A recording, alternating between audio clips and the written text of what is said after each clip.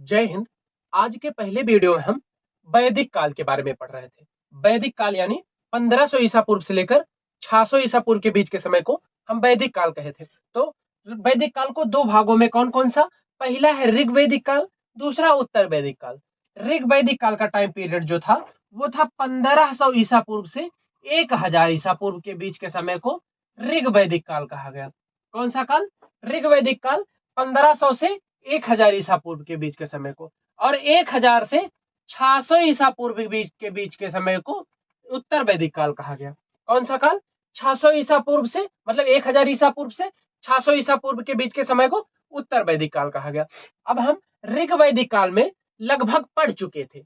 एक फैक्ट रह गया था जिसे हम आज ऋग वैदिक काल में पढ़ लेते हैं, उसके बाद उत्तर वैदिक काल पढ़ते हैं। उत्तर वैदिक काल पढ़ने के बाद हनुमान चालीसे की तरह 5 मिनट में फटाफट पूरे वैदिक काल का रिवीजन कर लेंगे। तो चलिए, ऋग वैदिक काल में जो ऋग्वेद की रचना हुई थी, तो ऋग्वेद में कौन से?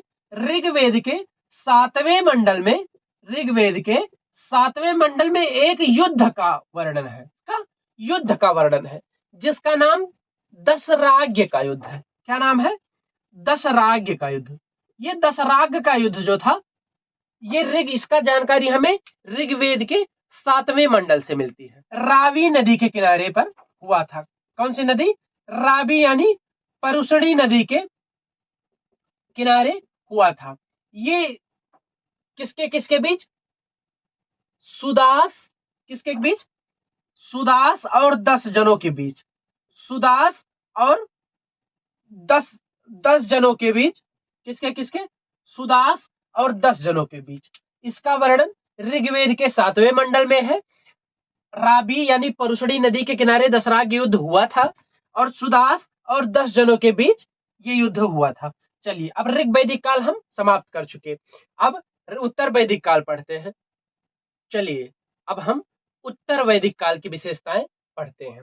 उत्तर वैदिक काल में जो था, जैसे ऋग वैदिक काल में सबसे प्रमुख देवता यानी सबसे ज्यादा भौकाल किसका टाइट था? इंद्र का। इंद्र के लिए ऋग वैदिक काल में 250 ऋचाओं की रचना की गई है। उसी प्रकार जब उत्तर वैदिक काल में आए तो उत्तर वैदिक काल में एक थे प्रजापति। प्रजापति नामक देवता का भौकाल सबसे टाइट हो गया। इंद्र का भौकाल गिर गया, यानी इनकी सत्ता गिर गई, इनकी पार्टी हट गई। उसके बाद उत्तर वैदिक काल में किसकी पार्टी आ गई? प्रजापति की, यानी सबसे ज्यादा टाइट भौकाल प्रजापति जी का हो गया। तो यहाँ सबसे प्रमुख देवता कौन थे? प्रजापति। प्रजापति उत्तर वैदिक काल में सबसे प्रमुख देवता थे। कौन? प्रजापति। उसके बाद यहाँ उत्तर वैदिक काल में जब राजा का राज्याभिषेक होता था, राज्याभिषेक का मतलब राज गद्दी पर बिठाने से पहले, यानी जैसे किसी के पिता राजा थे, उनके जब पिता के ना रहने या रहने पर ही उनके पुत्र को राजगद्दी पर बिठाया जाता था, तो उनका राज्य अभिषेक किया जाता था। उसी समय जब किसी राजा का राज्याभिषेक होता था उत्तर वैदिक काल में, तो उस समय एक यज्ञ की जाती थी। क्या किया जाता था? यज्ञ। उस यज्ञ का क्या नाम था? राजसूय यज्ञ। कौन सी यज्ञ? राजसूय यज्ञ। राजसूय यज्ञ कब की जाती थी? राजा के राज्याभिषेक के समय। राज्याभिषेक के समय कौन सा यज्ञ किया जाता था? राजसूय यज्ञ। राज्याभिषेक के समय राजसूय यज्ञ की जाती थी। उसके बाद प्रजापति सबसे प्रमुख देवता थे। ये जो पूरा वैदिक काल था, ये पूरा वैदिक काल ग्रामीणी सभ्यता थी। मतलब जैसे सिंधु घाटी सभ्यता हम बताए थे कि वो शहरी सभ्यता थी, लेकिन जो उत्तर पूरा वैदिक काल था, यानी ऋग वैदिक काल और उत्तर वैदिक काल, ये दोनों के दोनों ग्रामीण सभ्यता थे। मतलब इनमें कच्ची ईंटों का प्रयोग किया जाता था। घर बनाने के लिए कच्ची ईंटों से बनाए जाते थे। लेकिन उत्तर वैदिक काल में एक ऐसा शहर था जिसका नाम था, एक ऐसा नगर था जिसका नाम था अस्मक। क्या नाम था? अस्मक नामक एक नगर था जिसमें पक्की ईंटों का प्रयोग किया गया है। यानी पक्की ईंटों के साक्ष्य हमें उत्तर वैदिक काल के अस्मक नामक नगर से मिला है। किससे? अस्मक नामक नगर से हमें पक्की ईंटों का साक्ष्य मिला है। और उत्तर वैदिक काल में जो हल हुआ करते थे, क्या? हल, जो जुताई के लिए हल हुआ करते थे, उसे सिरा कहा जाता था। क्या? हल को सिरा कहा जाता था। क्या कहा जाता था? हल को सिरा कहा जाता था। और जो हल रेखा होती थी, हल रेखा को सीता कहा जाता था। क्या कहा जाता था? सीता। हल रेखा को सीता कहा जाता था और जो हल हुआ करते थे उसे सिरा कहा जाता था। ये एक उत्तर वैदिक काल में एक संस्था थी। क्या? एक संस्था थी जिसका नाम गोत्र हुआ करता था। क्या?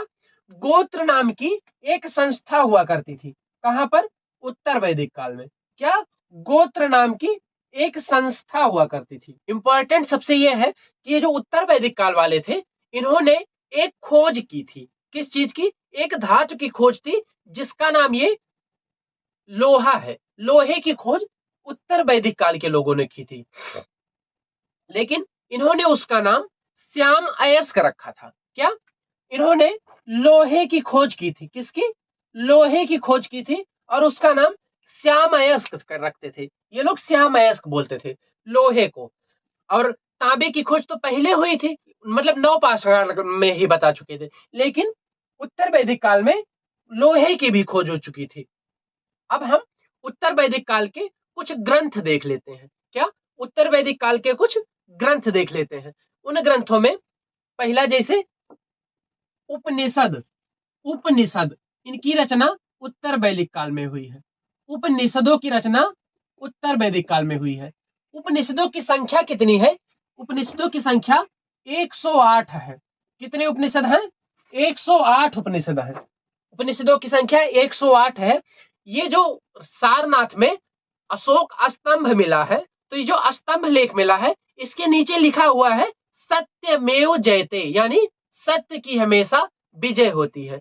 ये जो सत्यमेव जयते है, ये इन्हीं उपनिषदों में से 108 उपनिषदों में से एक उपनिषद है जिसका नाम है मुंडकोपनिषद। क्या नाम है?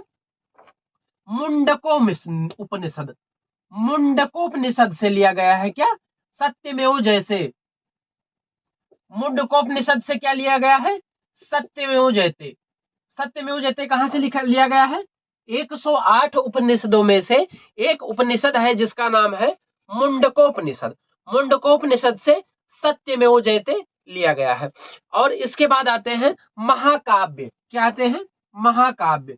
तो आप शायद जानते हो, अगर ना जानते हो तो दो महाकाव्य हैं। कौन कौन से? एक है महाभारत, पहला है महाभारत और दूसरा है रामायण। महाभारत और दूसरा है रामायण। क्या है? रामायण। ये महाभारत जो है, ये सबसे बड़ा महाकाव्य है। कैसा? सबसे बड़ा महाकाव्य अगर हम देखें तो ये महाभारत है, उसके बाद रामायण है। महाभारत को ही इसे महाभारत को ही जय संहिता कहा जाता है। क्या? महाभारत का एक नाम क्या है? जय संहिता। जय संहिता किसका नाम है? महाभारत का। महाभारत को क्या कहा जाता है? जय संहिता। याद रखिएगा, जय संहिता महाभारत को कहा जाता है। और चारों वेदों को मिलाकर क्या कहा जाता है? संहिता। इसमें कंफ्यूज ना होइएगा। महाभारत में अर्जुन यानी कृष्ण की विजय हुई थी, इसी से आप याद रखेंगे कि कृष्ण ने विजय कराई थी। तो आप याद रखेंगे कि महाभारत में जय संहिता, कृष्ण ने विजय कराई थी ना अर्जुन की, तो आप याद रखेंगे कि महाभारत का नाम जय संहिता है। और चारों वेदों को मिलाकर क्या कहा जाता है? संहिता। और तीन वेद को मिलाकर क्या कहा जाता है? वेद त्रयी। कौन कौन से? ऋग्वेद, यजुर्वेद, सामवेद को वेद त्रयी कहा जाता है और ऋग्वेद, यजुर्वेद, सामवेद, अथर्ववेद को संहिता कहा जाता है और महाभारत को जय संहिता कहा जाता है। याद रखिएगा कि अर्जुन ने कृष्ण ने अर्जुन की विजय कराई थी, तो इसलिए विजय जय कराई थी, इसलिए महाभारत को जय संहिता कहा जाता है। इसीलिए कहा नहीं जाता है, बस हम याद करने के लिए बता रहे हैं। चलिए, अब ये लगभग उत्तर वैदिक काल की विशेषताएं भी खत्म हो चुकी। अब हम पूरा वैदिक काल फटाफट हनुमान चालीसा की तरह रिवीजन कर लेते हैं। उसके बाद बढ़ते हैं महाजनपद काल की तरफ। वैदिक काल। वैदिक काल का टाइम पीरियड क्या था? 1500 ईसा पूर्व से 600 ईसा पूर्व के बीच के समय को वैदिक काल कहा गया। वैदिक काल को दो भागों में बांटकर हम पढ़ते हैं। कौन कौन सा? पहला उत्तर वैदिक काल, पहला ऋग वैदिक काल, दूसरा उत्तर वैदिक काल। ऋग वैदिक काल का टाइम पीरियड 1500 से 1000 बीसी और उत्तर वैदिक काल का टाइम पीरियड 1000 से 600 बीसी। अब हम ऋग्वेद की कुछ विशेषताएं देखते हैं। ऋग्वेद में आर्य भारत आए। कौन? भारत में आर्य आए। ये कहां से आए? मध्य एशिया से भारत में आर्य आए। और ये सबसे पहले कहां बसे? पंजाब में। कहां बसे? पंजाब में। पंजाब में सबसे पहले आर्य बसे। आर्यों की भाषा क्या थी? आर्यों की भाषा संस्कृत हुआ करती थी। क्या हुआ करती थी? संस्कृत। और उसी ऋग्वैदिक काल में ऋग्वेद की रचना हुई। किसकी? ऋग्वेद की रचना आर्यों ने संस्कृत भाषा में की। ऋग्वेद में जो है 10 मंडल, कितने? 10 मंडल, 1028 सूक्त और 10,562 ऋचाओं की रचना की गई है। कितने? 10 मंडल, 1028 सूक्त, 10,562 ऋचाओं की रचना की गई है। उसके बाद ऋग्वेद का जो तीसरा मंडल है, कौन सा? तीसरा मंडल जो है उसमें विश्वामित्र द्वारा रचित गायत्री मंत्र का वर्णन है। और गायत्री मंत्र किसके लिए लिखा गया है? देवता सूर्य के लिए। सूर्य को ऋग्वेद में क्या कहा गया है? सवित्र, यानी देवता सवित्र के लिए ऋग्वेद में के तीसरे मंडल में गायत्री मंत्र की रचना विश्वामित्र के द्वारा की गई है। उसके बाद जो ऋग्वेद का 7वां मंडल है, ऋग्वेद के 7वें मंडल में दशराग्य युद्ध का वर्णन है। कौन सी युद्ध? दशराग्य युद्ध का वर्णन है। यह दशराग्य युद्ध परुष्णी नदी के किनारे, यानी रावी नदी के किनारे सुदास और 10 जनों के बीच हुआ था। कौन सी? रावी नदी के किनारे सुदास और 10 जनों के बीच हुआ था। इसे दशराग्य युद्ध कहा जाता है।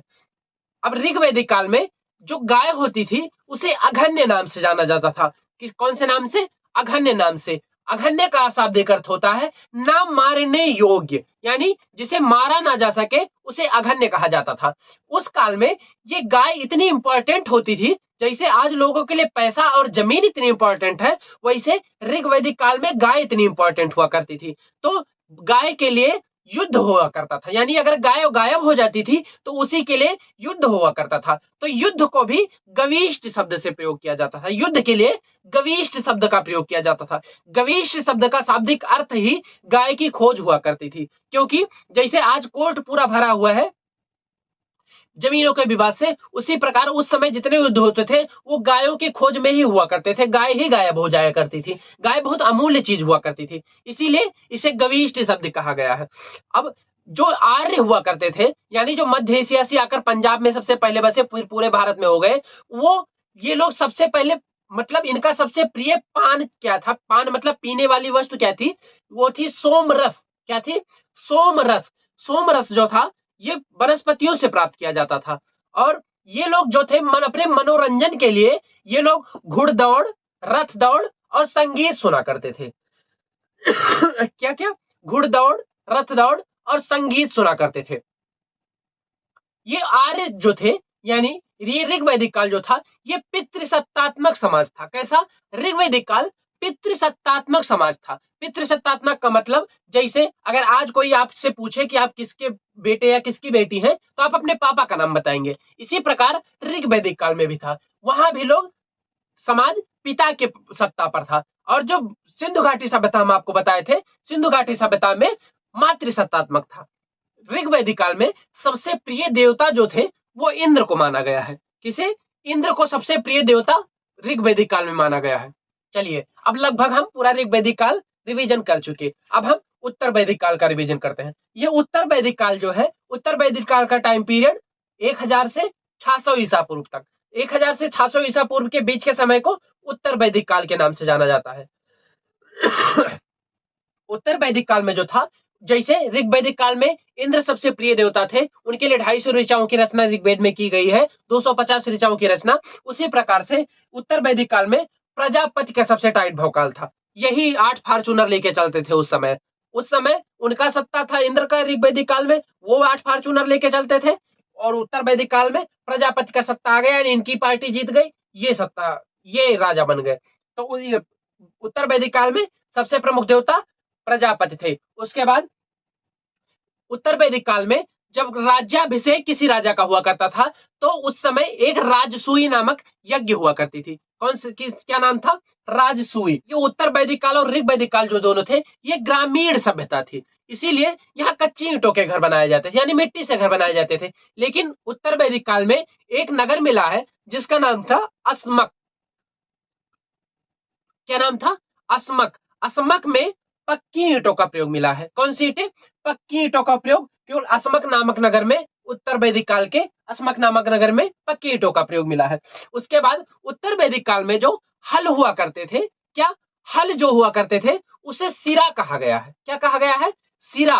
और जो हल रेखा हुआ करती थी उसे सीता कहा गया है। हल को सिरा, हल रेखा को सीता कहा गया है। उसके बाद जो उत्तर वैदिक काल में एक संस्था थी जिसका नाम गोत्र हुआ करता था, यानी गोत्र नामक संस्था का जन्म कहां से हुआ? उत्तर वैदिक काल से। उसके बाद ये लोग, उत्तर वैदिक काल के लोग, एक धातु की खोज की जिसे ये श्याम अयस्क कहा करते थे, और वो क्या थी? लोहे। लोहे की खोज किए और उसे ये श्याम अयस्क कहा करते थे। उत्तर वैदिक काल में जो मुद्रा की इकाइयां होती थी, मुद्रा की इकाइयां, इकाइयां का मतलब जैसे अभी हम वैदिक काल में आपको पढ़ाए थे, ऋग वैदिक काल में, कि समाज की 5 इकाइयां थी, कुल, ग्राम, बिस, जन, राष्ट्र। उसी प्रकार से मुद्रा का इकाई का मतलब, जैसे आज 1 रुपया है, इसे इकाई कहा जा सकता है। उसी प्रकार जब उत्तर वैदिक काल का समय था, यानी 1000 से 600 ईसा पूर्व के बीच का समय था, तो उस समय मुद्रा के इकाइयां होती थी निष्क। क्या होती थी? निष्क और शतमान। निष्क और शतमान मुद्रा की इकाइयां होती थी। अब ऋग वैदिक काल, उत्तर वैदिक काल के हम ग्रंथों को देख लेते हैं। उत्तर वैदिक काल में उपनिषदों की रचना हुई। उपनिषदों की संख्या कितनी है? 108। कितनी? उपनिषदों की संख्या 108 है। 108 उपनिषद है, जिसमें एक मुंडकोपनिषद है। एक उपनिषद का नाम मुंडकोपनिषद है, जिसमें सत्यमेव जयते की रचना की गई थी। यानी सत्यमेव जयते कहां से लिया गया है? मुंडकोपनिषद से। उसके बाद महाकाव्य देख लेते हैं। महाकाव्य जो थे ये 2 थे। कौन कौन से? पहला है महाभारत, दूसरा है रामायण। महाभारत जो है ये सबसे बड़ा महाकाव्य है। कैसा? सबसे बड़ा महाकाव्य महाभारत है। महाभारत को ही हम जय संहिता कहते हैं। क्या कहते हैं? जय संहिता। अब हम याद कैसे रखेंगे? जैसे कि कृष्ण ने अर्जुन की जय विजय कराई थी, उसी प्रकार हम याद रखेंगे कि महाभारत को जय संहिता कहा जाता है। और जो तीनों वेद थे, चारों वेद थे, चारों वेदों को संहिता कहा जाता है, लेकिन महाभारत को जय संहिता कहा जाता है। आप कंफ्यूज ना होइएगा। और जो 3 वेद हैं पहले के, ऋग्वेद, यजुर्वेद, सामवेद, उन्हें वेद त्रयी कहा जाता है। अब हम लगभग पूरा वैदिक काल पढ़ चुके और रिवीजन भी कर चुके। मैं 2 बार आपको, एक बार पढ़ाया, एक बार रिवीजन करा दिया। अगर आप 2 बार खुद देख लेते हैं तो पक्का कोई भुला ही नहीं पाएगा। मेरी गारंटी है कि आपको भूलेगा नहीं। आप भूल के दिखाइए, लेकिन पढ़ लीजिए, 2 बार 3 बार देख लीजिए। कोई लोग नोट्स बनवाते हैं, मेरी इसमें कोई भी आस्था, मैं बिल्कुल भी नोट्स में विश्वास नहीं करता, क्योंकि बच्चे नोट्स बना लेते हैं। मैं भी पढ़ता था यार, नोट्स बना के लाके अलमारी में, ताड़े पे, जहां मेज पे जहां पढ़ते हैं आप रख देते हैं, उसके बाद उसे छूते नहीं है। इसीलिए आप तुरंत पढ़िए, तुरंत का तुरंत आपके दिमाग में नोट बननी चाहिए ताकि वो भूले ना। इसीलिए 2-3 बार देख लीजिए, आपको पूरा 100% डाउनलोड हो जाए दिमाग पे, वो हटने वाला ना रहे। चलिए अब हम स्टार्ट करते हैं 16 महाजनपद का काल। कौन सा? महाजनपद काल स्टार्ट करते हैं। चलिए अब हम देखते हैं महाजनपद काल। ये महाजनपद काल जो था, इसमें अब हम देखते हैं महाजनपद काल। गौतम बुद्ध यानी बौद्ध धर्म के प्रचार यानी उदय से पहले उत्तर भारत में 16 महाजनपद थे। उत्तर भारत 16 महाजनपदों में विभक्त था। कौन कौन से? अंग, मगध, काशी, वत्स, वज्र, कौशल, अवंती, मल्ल, पांचाल, चेद, कुर, मत्स्य, कंबोज, सूरसेन, अस्मक, गांधार। ये थे 16 महाजनपद। अब आपको याद करना पड़ेगा ये 16 नाम, जैसे मुझे याद है, अंग, मगध, काशी, वत्स, वज्र, कौशल, अवंती, मल्ल, पांचाल, चेद, कुर, मत्स्य, कंबोज, सूरसेन, अस्मक, गांधार। ये 16 को आपको याद करना होगा। उसके बाद इनकी राजधानियां भी याद करनी होगी, क्योंकि ये पूछता इंपॉर्टेंट है। तो मैं जैसे याद किया था उसी प्रकार से आपको बताता हूं। थोड़े से कम 20 मिनट तो आपको देना पड़ेगा इस टॉपिक पे। केवल ये 16 महाजनपद और उनकी राजधानियां याद करने के लिए आप 20 मिनट का टाइम दे दीजिए, आपको याद हो जाएगा। मैं जैसे याद किया था आपको वैसे बताता हूं। देखिए, एक दोहा टाइप का तुकांत शब्द मिला के हम बना लिए थे और उसी को रट डाले थे। कैसे? अंग, मगध, काशी, वत्स, वज्र, 5-5 करके रटे थे। अंग, मगध, काशी, वत्स, वज्र, अंग, मगध, काशी, वत्स, वज्र, कौशल, अवंती, मल्ल, पांचाल। अंग, मगध, काशी, वत्स, वज्र, कौशल, अवंतिमल पांचाल। उसके बाद चेदिकुर मत्स्य कंबोज, चेदिकुर मत्स्य कंबोज, सूरसेन अस्मक गांधार। फिर से देखिए, अंग मगध काशी वत्स, अंग मगध काशी वत्स, वज्ज कौशल अवंतिमल पांचाल, अंग मगध काशी वत्स वज्ज कौशल अवंतिमल पांचाल, चेदिकुर मत्स्य कंबोज, सूरसेन अस्मक गांधार। इसी प्रकार से सिर्फ 20 मिनट दे दो यार, आपको याद हो जाएगा, जीवन में कभी नहीं भूलेगा। अभी मैं ग्रेजुएशन लास्ट ईयर मेरा हो गया है, फर्स्ट ईयर में मैं याद किया था, अभी तक भूला नहीं है। और आप लोग तो अभी पढ़ रहे हो, आपको कभी नहीं भूलेगा। एक बार रट के तो देखो, बहुत आसानी से। देखो, मुझे हम लोगों को यूपीएससी नहीं निकालनी है कि हमारा दिमाग टेस्ट लिया जाएगा, हमें सिर्फ टिक लगा के पास हो जाना है, एग्जाम निकाल देना है, एग्जाम क्लियर कर देना है। इसीलिए किसी प्रकार से वो हमारे दिमाग में रहे जब तक हमें पेपर निकालना है, उसके बाद चाहे जाए चाहे ना जाए। इसीलिए किसी तरीके से ये 16 नाम आप याद कर लो। कैसे? अंग मगध काशी वत्स वज्ज कौशल अवंतिमल पांचाल, चेदिकुर मत्स्य कंबोज, सूरसेन अस्मक गांधार। अगर आप ये 10 बार रट लेते हो तो आपको याद हो जाएगा। और जब ये याद हो जाएगा तो उसके बाद इनकी राजधानियां मैं याद करा दूंगा। मैं क्या करने के लिए हूं? क्योंकि मैंने जिस तरीके से याद किया था, शिक्षक इसीलिए होता है। बच्चे शिक्षक के पास क्यों आते हैं? क्योंकि शिक्षक ने स्पेशली एक सब्जेक्ट में महारत हासिल किया हुआ है। मतलब वो अपना अनुभव बताएगा कि हमने इस तरीके से प्रयोग किया, इस तरीके से पढ़ा, तो हमें याद हो गए, हमें तैयार हो गए, हमारी तैयारी कंप्लीट हुई। उसी प्रकार से आपको भी बताएगा तो आपको भी इजीली याद हो जाएगा। नहीं तो आपको भी एक सब्जेक्ट में उसी शिक्षक के कितना मेहनत करने पड़ेंगे, और आपको कई सब्जेक्ट पढ़ने हैं। तो इसीलिए लोग, बच्चे शिक्षक के पास आते हैं। वीडियो रोक के सिर्फ 10 से 15 20 मिनट आप इस टॉपिक को दे दीजिए, जीवन भर याद रहेगा, और जिस परीक्षा में आएगा 1 नंबर आपका बन जाएगा। कौन सा? अंग मगध काशी वत्सवज्ज कौशल अवंतिमल पांचाल, चेदिकुर मत्स्य कंबोज, सूरसेन अस्मक गांधार। चलिए अब मैं इसकी राजधानी आपको याद कराता हूं। अंग की राजधानी क्या थी? चंपा। अंग की राजधानी चंपा। अब आप याद कैसे रखेंगे अंग की राजधानी क्या थी? अंग की राजधानी जो थी मतलब चंपा थी। तो आप याद रखेंगे चंपा का जो अंग है वो बहुत मुलायम यानी कोमल है। याद रखेंगे, याद रखने के लिए यार, चंपा का जो अंग है वो बहुत कोमल है। कैसे?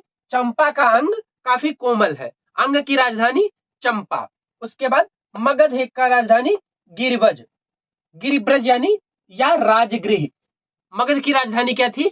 गिरिव्रज या राजगृह थी। तो इसको कैसे आप याद रखेंगे? अगर आपके घर में यानी गृह में मग रखा है, क्या आपके गृह में मग रखा है और वह गिर गया तो बजेगा जरूर। मतलब अगर मग गिर गया तो बजेगा जरूर। अगर आपके घर में गृह में मग रखा है और गिर गया तो बजेगा जरूर। तो इसी से आप याद रखेंगे, क्योंकि आपको टिका लगाना है तो शब्द तो आपके सामने होंगे, बस आपको पहचान करनी है। तो ट्रिक अगर आपको याद रहेगा तो हो जाएगा। मगध की राजधानी क्या है? गिरिव्रज या राजगृह। मग आपके घर में अगर रखा है और गिर गया, घर गृह में अगर आपके मग रखा है और गिर गया तो बजेगा जरूर। मगध की राजधानी गिरिब्रज यानी राजगृह। राजगृह या गिरिब्रज ही था, अलग अलग नाम थे ये दोनों। अगर लेकिन ये आपको कब याद होगा? जब आपको ये 16 नाम याद होंगे। फिर से एक बार बता देता हूं। अंग मगध काशी वत्सवज्ज कौशल अवंतिमल पांचाल, चेदिकुर मत्स्य कंबोज, सूरसेन अस्मक गांधार। अंग मगध काशी वत्सवज्ज कौशल अवंतिमल पांचाल, चेदिकुर मत्स्य कंबोज, सूरसेन अस्मक गांधार। चलिए, अंग की चंपा, चंपा का वदन, चंपा का अंग कोमल था। मगध गिरिव्रज या राजगृह। मग अगर आपके गृह में रखा है वो गिरेगा तो बजेगा जरूर। उसके बाद काशी का वाराणसी, वाराणसी तो आप सब लोग जानते होंगे, वाराणसी को काशी कहा जाता है। तो काशी का वाराणसी। और ना जानते हो तो कावा शब्द याद कर लीजिए। क्या? कौवा जो उड़ता है ना, कावा, उसी को याद कर लीजिए। कावा। जब काशी आपके सामने आए तो का शब्द आए, उसी के बाद वाह, कावा आ जाए, तो काशी से वाराणसी। उसके बाद वत्स, वत्स का राजधानी क्या थी? कौशाम्बी। क्या थी? कौशाम्बी। वत्स की राजधानी कौशाम्बी। जैसे पहले के लोग अपने पुत्र को वत्स कहा करते थे। क्या कहा करते थे? वत्स कहा करते थे। और क्या कहते थे, कुशल भवः वत्स, यानी आप सारे कार्यों में कुशल रहे वत्स। तो इसीलिए वत्स की राजधानी क्या है, कौशाम्बी। कौशाम्बी यानी कुशल रहे, वत्स की राजधानी कौशाम्बी। उसके बाद वज्जी आता है, क्या आता है, वज्जी। वज्जी वैशाली, आप इसमें देखेंगे वा से वज्जी, वा से वैशाली, क्योंकि आप कई बार अगर पढ़े रहेंगे तभी आपको इससे याद होगा, क्योंकि आप जब नमोए नहीं सुने रहेंगे वज्जी या वैशाली की तो बिल्कुल नहीं याद आएगा। जब आप कई बार पढ़े रहेंगे, सुने रहेंगे, तब आपको ट्रिक काम आ जाएगी, कि मतलब सीक्वेंस नहीं भूलेगा कि वज्र किसी दूसरे का हो जाए, वैशाली किसी दूसरे का हो जाए। सिर्फ इसीलिए मैं बता रहा हूं कि राजधानियां बदले ना आपस में, ये ट्रिक इसीलिए कार्य करेगा कि राजधानियां आपस में बदले ना, बाकी आपको याद नहीं करा पाएंगी। याद तो आपको सुन के ही शब्द याद रखना पड़ेगा। वज्र की राजधानी वैशाली थी। उसके बाद कौशल की राजधानी श्रावस्ती थी। क्या थी, कौशल की राजधानी श्रावस्ती थी। अब आप ये कैसे रखेंगे, याद रखेंगे, एक मेरे टीचर है रीजनिंग के, वो श्रावस्ती से आते हैं, बस्ती जिले में, यूपी के बस्ती जिले में पढ़ाते हैं, श्रावस्ती जिले से आके बस्ती में पढ़ाते हैं। वो रीजनिंग में एकदम कुशल है, क्या एकदम कुशल योद्धा है रीजनिंग के। वो श्रावस्ती से आकर बस्ती में पढ़ाते हैं और रीजनिंग के एकदम कुशल योद्धा समझ सकते हैं उन्हें। तो उसी से आप क्या याद रखेंगे, कौशल की राजधानी श्रावस्ती। कौशल की क्या राजधानी थी, श्रावस्ती। उसके बाद आवंती। आवंती की राजधानी उज्जैन। आवंत की राजधानी क्या थी, उज्जैन। आवंत की राजधानी क्या थी, उज्जैन। उसके बाद एक जनपद, महाजनपद था मल्ल। क्या था, मल्ल। मल्ल की राजधानी कुशावती थी। अब इसे आप क्या से याद रखेंगे, मल्ल की राजधानी कुशावती थी। आप अगर रामायण सीरियल देखे होंगे, जो रामायण रामानंद सागर जी का आता है, तो जब राम बन जा रहे थे तो एक मल्लाह यानी केवट, केवट के घर यानी रुके थे पास। केवट को मल्ल यानी मल्लाह भी कहा जाता है, जो नाव चलाते हैं उन्हें मल्लाह भी कहा जाता है। तो उसने इन्हें कुश की चटाई दिया था सोने के लिए। क्या दिया था, मल्लाह ने राम जी को सोने के लिए कुश की चटाई दिया था, चूंकि ये वनवास का भोग कर रहे थे, तो ये सांसारिक साधनों का भोग नहीं कर सकते थे महाराज राम, तो इसीलिए इन्हें कुश की चटाई दिया था। तो आप मल्ल से याद रखेंगे कुशावती। मल्ल यानी मल्लाह ने कुश की चटाई दी था, तो मल्ल यानी से कुशावती याद रखेंगे।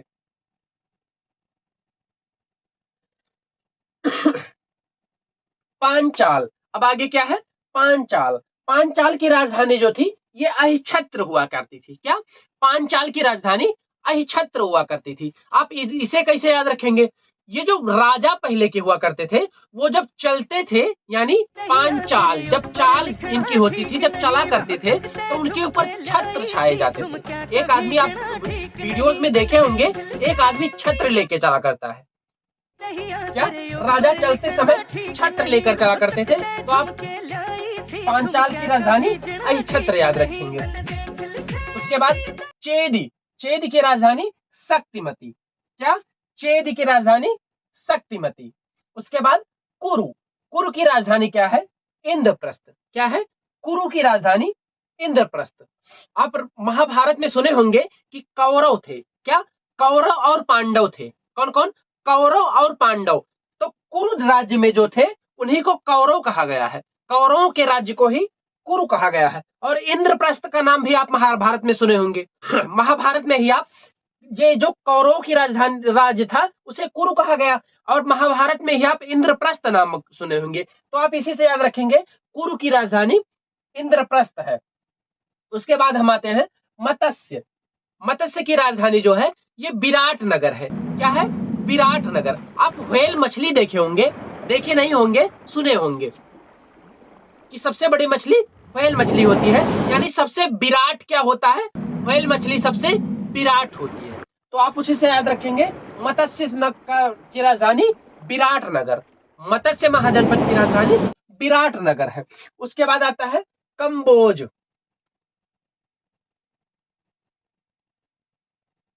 क्या है, उसके बाद कौन सा महाजनपद है, कंबोज। कंबोज की राजधानी क्या है, हाटक। क्या है, हाटक। अगर कोई आपके सामने ज्यादा बोल रहा है तो आप क्या कहेंगे? कम बोल, हट यहां से। क्या बोलेंगे? अगर आपके सामने कोई ज्यादा बोल रहा है तो आप क्या बोलेंगे? कम बोल यार, हट यहां से। तो इसी से आप याद रखेंगे कंबोज। कंबोज की राजधानी क्या है? हाटक। हाटक किसकी राजधानी है? कंबोज की। अब उसके बाद आता है सूरसेन। सूरसेन किसकी राजधानी थी? सूरसेन की राजधानी मथुरा थी। सूरसेन। अब अगला महाजनपद कौन सा है? सूरसेन। सूरसेन की राजधानी क्या थी? मथुरा थी। अब आप इसको कैसे याद रखेंगे? जो सूरदास जी थे, कौन? सूरदास जी जो थे वो कृष्ण से संबंधित कविताएं लिखा करते थे। किससे? कृष्ण से संबंधित कविताएं सूरदास जी लिखा करते थे। तो कृष्ण कहाँ के थे? मथुरा। कृष्ण का संबंध किससे था? मथुरा। तो आप सब इसी से याद रखेंगे सूरसेन जो महाजनपद था उसकी राजधानी मथुरा थी। उसके बाद आते हैं अस्मक। सूरसेन की राजधानी मथुरा। उसके बाद अस्मक। अस्मक की राजधानी पोतन थी। अब ये कैसे याद रखेंगे? अस्मक यानी पोतन। आज के जमाने में माँ हमें टिफिन दे देती है। अगर हम पढ़ने कहीं जाते हैं तो माँ हमें टिफिन दे देती है, एक स्टील की या बढ़िया ब्रांडेड टिफिन में भोजन पैक करके दे देती है। लेकिन जो पहले की माएँ होती थी, इस समय की माएँ, उन्हें वो एक पोटली बांध के दे दिया करती थी कि मेरा बेटा जाएगा वहां कुछ खा लेगा। तो क्या असमक माँ जो होती थी, माँ की पोटली आप याद रखेंगे। जो ऐसी माँ होती थी वो पोटली दे दिया करती थी। उस समय में पोटली दे दिया करती थी भोजन करने के लिए। आज के जमाने में क्या देती हैं? आज के जमाने में माएँ टिफिन दे दिया करती हैं। उस जमाने में ऐसी माएँ पोटली दे दिया करती थी और उसी पोटली में कुछ रख दिया करती थी, बच्चे खा लेते थे। उसके बाद आता है गांधार। गांधार की राजधानी क्या थी? तक्षशिला। क्या थी? तक्षशिला। आप सुने होंगे कहानी कि तक्षशिला जो था उसको जला दिया था। किसने? तक्षशिला को जला दिया गया था। क्या? तक्षशिला एक था विश्वविद्यालय, उसे जला दिया गया था। तो जब जलेगा भाई, उसमें कापियां किताबियां इतनी थी कि वो 6 महीने तक जला था। मतलब आप होलिका, उतना बड़ा होलिका होली के पहले जलाते हैं, वो एक रात नहीं जलता। लेकिन वो तक्षशिला लाइब्रेरी इतनी बड़ी थी कि वो 6 महीने जली थी। आप सोच सकते हैं, मुझे तो लगता है वो 500 मीटर लंबी, 500 मीटर चौड़ी रही होगी, तब तो वो 6 महीने जली। उसके बाद आप याद रखेंगे कि तक्षशिला जो था ये गांधार था। तो जब जली होगी तो स्मेल जरूर आई होगी। जब कापी किताबी या पेपर जल रहे होंगे तो स्मेल जरूर आई होगी। और स्मेल यानी बदबू को गांव में क्या कहते हैं? गन्हात बाय। क्या कहते हैं? गन्हात बाय। तो उसी से आप याद रखेंगे गन्हात बाय यानी गंधार से तक्षशिला। तक्षशिला जब जल रहा था तो उससे बदबू यानी स्मेल आ रही थी, उसी को गांव में यानी देहातों में गन्हात बाय कहा जाता है। तो आपको यह लगभग मैं याद करा चुका हूं। एक बार फटाफट हनुमान चालीसा की तरह रिवीजन कर लेते हैं। देखिए, पहले हम 16 महाजनपद के नाम अंग मगध काशी वत्स वज्र कौशल अवंतिमल पांचाल चेद कुरुमत से कंबोज सूरसेन अस्मक गांधार। इसी प्रकार से अगर आप याद रखेंगे दोहे की तरह तो आपको याद हो जाएगी 16। उसके बाद अंग। अंग की राजधानी चंपा। चंपा का अंग कोमल यानी मुलायम है, आप याद रखेंगे चंपा का अंग कोमल है। मगध की राजधानी गिरिवज या राजगृह। अगर आपके घर में कोई मग गिर गया तो बजेगा जरूर, तो मगध की राजधानी गिरिवज या राजगृह। काशी की राजधानी वाराणसी। काशी की राजधानी वाराणसी सब लोग जानते होंगे। अगर ना जानते हो तो याद रखेंगे कावा। जो कावा का काला वाला कावा उड़ता है ना, कावा। काशी आए तो कावा। उसके बाद आता है वत्स। वत्स की राजधानी कौशाम्बी। अपने वत्स को यानी अपने पुत्र को कुशल सब लोग बना जाना चाहते हैं, इसीलिए वत्स से याद रखेंगे कौशाम्बी। उसके बाद आता है वज्र। वज्र की राजधानी वैशाली। वज्र की राजधानी वैशाली। वज्र से आप याद रखेंगे बांज। बांज से आप क्या रखेंगे? वज्र। वज्र को बांज से याद रखेंगे। उस बांज पक्षियों में सबसे विशाल होता है। आप उसी प्रकार याद रखेंगे कि बांज जो होता है वो पक्षियों में सबसे विशाल होता है, इसीलिए वज्र की राजधानी वैशाली हो गई। उसके बाद आता है कौशल। क्या? कौशल राजधानी। कौशल की राजधानी क्या है? श्रावस्ती। क्या है? श्रावस्ती। तो एक मेरे टीचर हैं रीजनिंग के, वो श्रावस्ती से आकर बस्ती में रीजनिंग पढ़ाते हैं और रीजनिंग के कुशल योद्धा हैं वो, इसीलिए अब उसी से आप याद रखेंगे कि कौशल की राजधानी श्रावस्ती है। उसके बाद आवंती। आवंत की राजधानी उज्जैन। और मल्ल की राजधानी कुशावती। आप मल्ल कैसे याद रखेंगे? जो मल्लाह था, राम जब बन जा रहे थे तो उन्हें एक केवट से मिले, राम एक केवट से मिले, केवट को मल्लाह भी कहा जाता है, नैया पार लगाने वाला मल्लाह।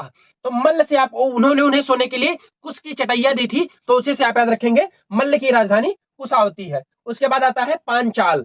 क्या आता है? पांचाल। पांचाल का मतलब जब राजा चला करते थे, यानी राजा जब राजा चाल अवस्था में होते थे, चला करते थे, तो उनके ऊपर एक आदमी छत्र लेके चला करता था, उसी से याद रखेंगे पांचाल की राजधानी अहिछत्र। उसके बाद आता है चेद। चेद की राजधानी शक्तिमती थी। क्या? चेद की राजधानी शक्तिमती थी। उसके बाद आता है कुरु।